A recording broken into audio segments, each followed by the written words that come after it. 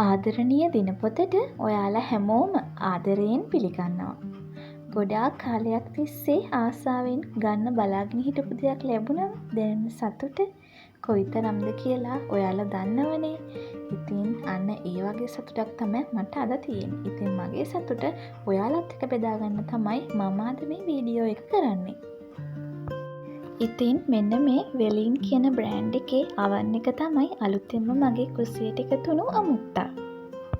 Galle singer එකෙන් රුපියල් 21,000කට තමයි මේ අවන් එක ගෙදාරගෙන ආවේ.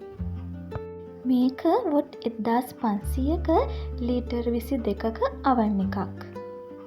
අවුරුද්දක වගකීමකුත් තියෙනවා.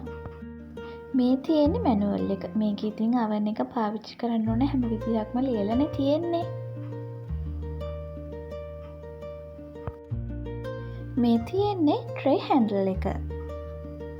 එතකොට මේ තියෙන්නේ මස් පුච්චනකොට ඕන වෙන රොටිසරි එක. මේ රොටිසරි හැන්ඩල් එක. වයර් එකයි බේක් ට්‍රේ එකයි තමයි ඉතින් මේ ඇතුලේ තියෙන්නේ.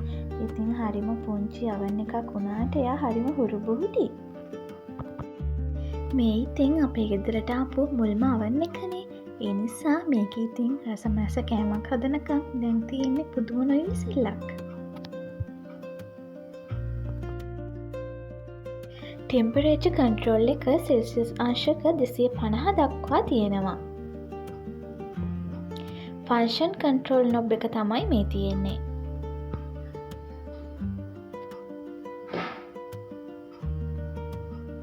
ටයිම් කන්ට්‍රෝල් එකත් පැයක දක්වා කාලයක් තියෙනවා. මේ ලස්සන හුරුබුහුටි අවන් එකේ හැදෙන කෑමවල වීඩියෝසුත් මං ඔයාලට බලන්න අරගෙන එන්නම්කෝ.